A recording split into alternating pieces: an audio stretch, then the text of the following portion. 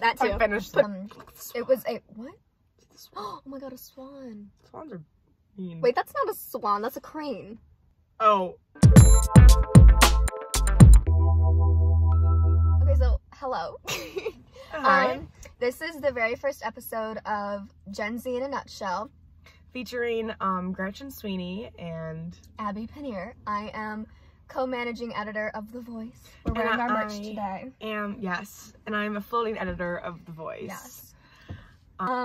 Yes, so basically what our podcast is gonna look like is every episode we're going to be talking about a new nutshell that Gen Z has.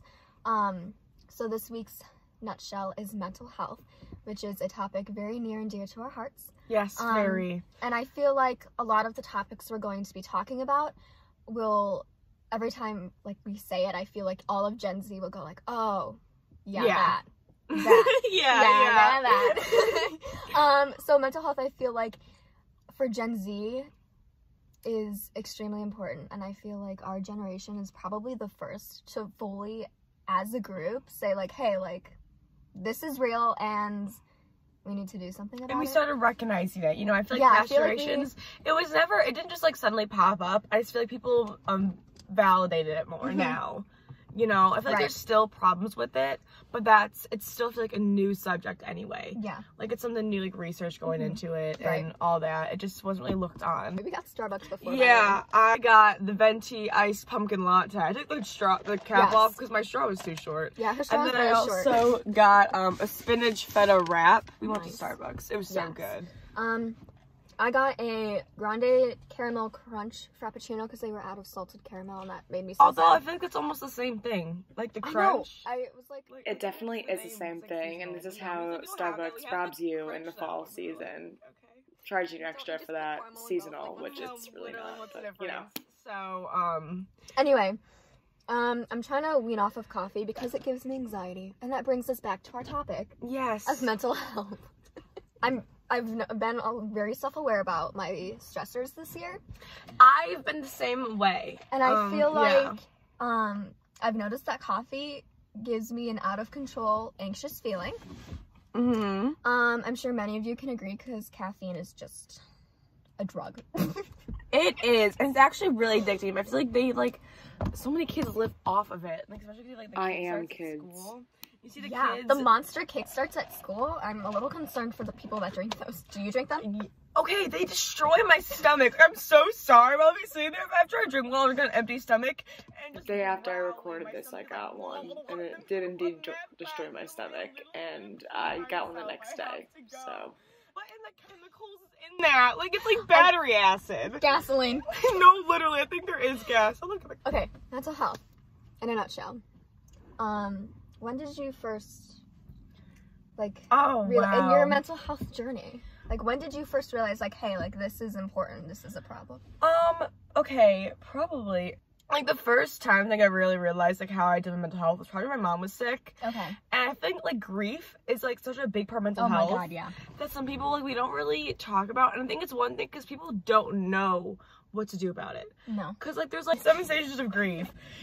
And I think the one thing is, like, that for me was so hard, but I feel like I also pushed that grief aside when she passed away, like, for a very yes, and I never actually dealt with it, and neither did any of my family, like so I feel like that led to all my family having mental health kind of problems, so to say.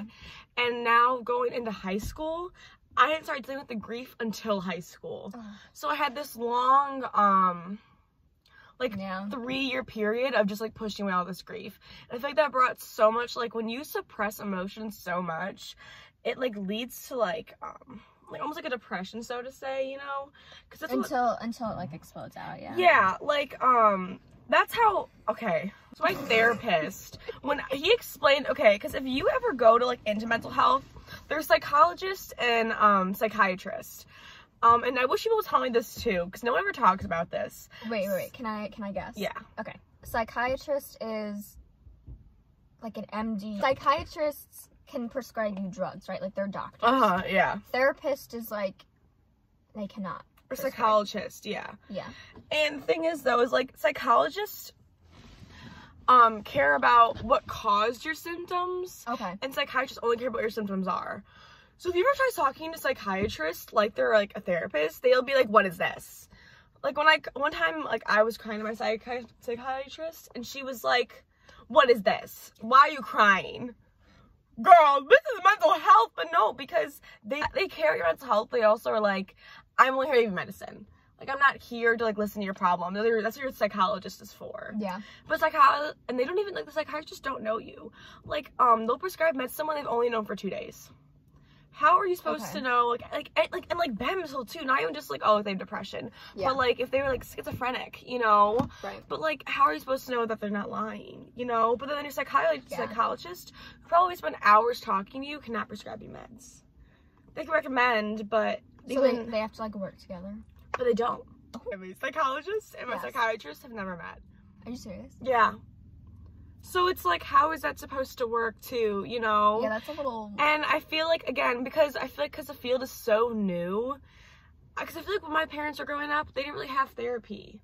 Oh, yeah. No. So, like, it's such a new thing, and I feel like there's still almost like a stigma around therapy too, so to say, you know? I feel like the only kind of therapy there was before Gen Z was like rehab. And couples therapy. Yeah. Marriage counseling. And that was like...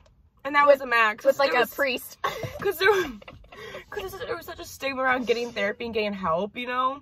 So I feel like even the field is so new that they're like separate. Like, they're psychologists and then they're psychiatrists. Yeah, I feel like they don't And that they're different like levels of how good they are. Because, you know, like back in like my parents are growing up, psychiatrists, the meds. My parents also work in a mental health hospital. So like they like are with psychiatrists and psychologists.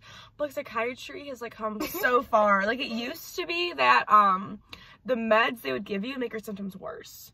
And they keep you in mental hospital. Like, it would, like, make your brain, like, mush. But, like, now they're a lot better. But, there's still a lot of problems with them. And that's also one thing I feel like people won't talk about. Yeah. It's like, okay, you have anxiety, let's give you, or you have depression, let's give you antidepressants. But antidepressants are known to give you, like, zombie-like symptoms. Yeah. And, like, I know people are on them, and it gives them brain zaps. Like, it'll, like, zap, like, what? I don't know. It's, like, a lot of these symptoms that are, like, really harmful, you know?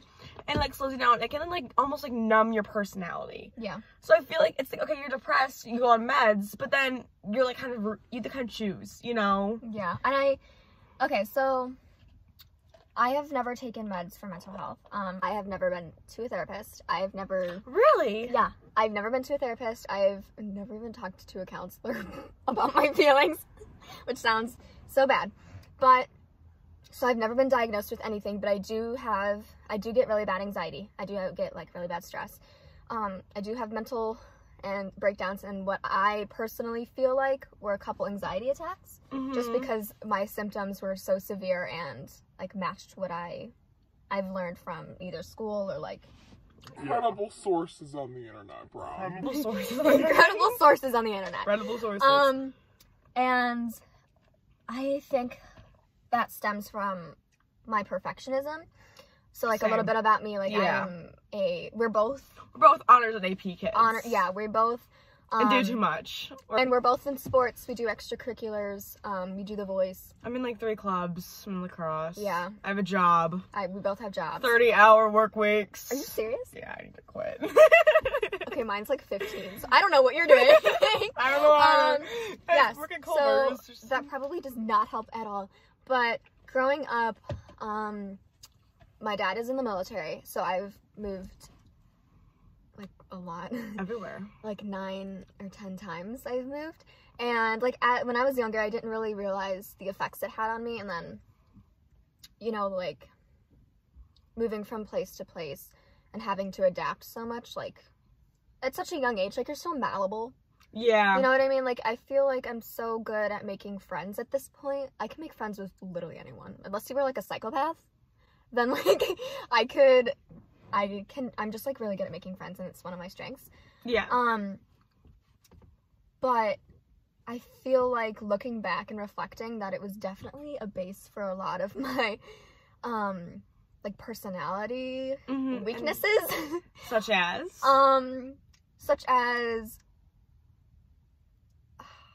Not separation anxiety, but I can be a little clingy. I don't know if you know that. Because I I have to, like, I've seen my dad be deployed and stuff overseas. Yeah. So a lot of my anxiety and stuff, I feel like may stem from that subconsciously. But yeah, and I feel like reflecting on childhood is one thing that, like, yes. when you really do it, you really realize. And but I feel like everyone almost has problems from their childhood. Like, I feel like because your childhood is like a critical period of your development, and if things go wrong in any way, shape, or form, and they usually do, if you don't deal with it come, like, I feel like your teenage years and, like, early adulthood, it can really hurt you. Yeah. And you can really get into that depression, into that anxiety, into all that mental health issues if you don't deal with it. World Health Organization, like WHO.org, I found some statistics that I thought were really interesting, in that, like, 1 in 6 people who have mental health are through, like, between 10 and 19 years of age. Oh, really? Yeah. Wow. 1 in 6 people with mental health problems are... And that's a lot. And that's just a small, like, time period of, like, you know, like, age. But I feel like that's also not talked about a lot, too. Because, you know, I feel like when you tell your parent, like, you're, like really depressed like that, they're like, oh, you're not depressed. Like, you're a kid, you know? Yeah. But I feel like that's a stigma. Like, if you're young, you can't have mental health problems. And I think, I mean, if you think I feel like there's so many young people that go through adult experiences. Right, like, and because at a young age, so it's, like, even worse, you know, because it's not as easy for them to deal with, you know? They like, don't know how to deal with it. They don't know how, because they're so young, you know, they haven't really experienced that or lived a life or around, you know, because, like, they're, like, maybe, like, the first, like, their friends to, like, parents getting divorces, you know? Right. And it's, like, how do you deal with that as a kid, you know? Right. Your parents obviously aren't going to be there to lead the way, because obviously they're having their own problems, you know? Right.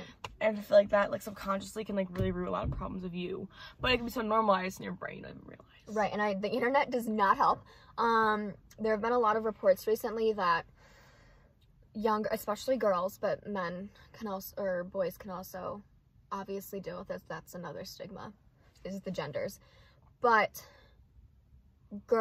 young girls, before they're, like, preteens, even younger, see older models on Instagram or on the internet and feel like they have to look like that. And that leads to a lot of I feel like the eating disorders we have today. Disorders. I feel like that is really and body common. Dysmorphia. Yeah. And that can start at a really young age now because of the internet, and that's just... And I feel like insane. there was always been, like, I feel like when my parents were growing up, we had, like, the magazines and stuff. Yeah. But even that was, like, limited exposure. Now it's, like, everywhere you look. Yeah. And I'm kind of glad that, I don't know how you feel, but I feel like I'm a little older now. Like, I'm old enough when the exposure, like, this broad exposure started. I feel like I'm old enough now, or at least secure enough in my own body image, that, like, it didn't, like, I don't look at models and be like, oh, I have to look like that. And I think that's just because we were a little older when that kind of started. It's also, like, subconscious. Like, I feel like when you, like, scroll the internet and you see all these people, I think it starts to ruin your head, like, that's, like, what it should look like. You know, I don't think you look at it like, oh, wow, I want to look like that. I think it's more just, like, subconscious, you know, sort of say. And it's, like, a gradual process. Right. The thing is, like, you're always exposed, and then you start, like, especially young girls, you look at yourself and you're like, I'm not, like super looking like that, you know? Right. Or something like ethnic features. Like, I've realized a lot of people, like the whole mask fishing thing. You ever seen people talk about that? No. Where they say, you know what that is? It's on TikTok, and basically it's like catfishing, but with a mask on. Okay, so leading people to believe you look more like the beauty standards. Yes, and when you take it off, and it's not the beauty standard, people are like, oh, you're a mask fish. Which I feel like is so damaging, you know? Because people, like, it's like expect people to look like... Oh my god, yeah. Yeah, you know? So I think it's one thing you're talking about, but... But yes, also another fact that WHO put out was that half of all mental health conditions start at age 14. Really? Yeah. I feel like that's when you first start becoming, like, really aware of your emotions, though. Right. Because I feel like I just kind of, like, drifted through my emotions. Like, I remember being, like, emotionally aware. Because your emotional intelligence grows as you get older. I do believe that. Like, I think my first real experience with anxiety was 8th grade, so I was, like, 14 or 13, whatever, and it was spring break, and I just realized, like, how burnt out I was. Like, I don't know if everyone is feeling that 8th grade spring break 2019. No, I feel you. I do. Yeah, I think it was. Yeah, it was. We were taking 3 high school classes. I just felt so burnt out. Like, there were so many projects going on that just coincided at that time. Spanish IPAs were kicking my... that leads to, like, school is such, along with your childhood, like, school is such a stressor and a cause especially of if so you're many like an mental health. honors kid. Like, we're not attacking Huntley High School. We love you. But school is just so damaging. And I don't know, I feel like it's not beneficial for kids having to study and memorize things for tests and not be able to use open note. Yeah. You know what I and, mean? Like, and, like, I feel like intelligence is only based on one scale, like memorization, almost at school, too. But, like, this guy, Howard Gardner, created the theories of 8 multiple intelligences. That sounds So vaguely there's, familiar. there's, math, there's linguistic, there's, bodily kinesthetic, which is, like, dance, you know? Like, there's, language, you know? All these, like, different types of, like, aspects of, right. like... We have all 8. Yeah. Yeah. No, and, we like, don't. there's, like... You know, and I feel like intelligence is measured on just one scale, you know? And there's, like, other, like, there's, like, the triarchic theory, which is, like, there's only analytical, creative, and... So the last one is practical. Intelligence is not measured on a scale that's beneficial. No. Like, the one skill that school, at least the current education system is based on, is memorization, which unfortunately we are both very good at. Unfortunately? You mean fortunately? Girl, who's unfortunate about it? Unfortunately, because it means we do well and it affects our mental health. And we have to strive for that. And I feel like teachers, like, look at us, upon us, like, almost, I don't want to say greater than other kids, but, like, there's, like, a stigma, you know, that, like, we're, like, that, like, honors kids are better than other regular kids. And I hate Although, there's, like, different intelligence scales, you know? Like, oh my god, I could never do mechanical engineering. Oh my god, no. So, No. I have so much respect for like, everyone in the engineering academy, I have so much respect for, because I could absolutely never. No, I couldn't. I have really bad geometry skills. I- That's geometry, right? I feel like that kind of shows everyone has different kinds of intelligence. Yeah. And the school doesn't recognize that. And I feel like that goes into mental health so bad, when you feel like you're being compared constantly. Yeah. Okay. Mental health's important, and I feel like as a generation, we are really, like, We accepting it more. Yeah, we collectively agreed that it was important. But I'm I kind of feel proud. like there's also, like, more work that needs to be done around, like, the stigmas around it, and, like, getting people help, and, like, just really understanding what they are. It's, like, nothing I noticed, people don't understand, like, what certain things are. Like, if someone's really moody, they'll go, oh, I'm so bipolar. Or No, I'm you're not. depressed. No, you're not. You're just sad, you know, or you're just sad, or you're just really moody. But that's normal, you know? But, like, I feel like there's, like, a clinical certain scales of certain mental health issues. Right. But And I feel like your sadness doesn't, like, invalidate it, but I feel like it's also, like, not, you can't just call it depression, you know? And that is wrapping up Gen Z in a nutshell with mental health. Yes. Thank you.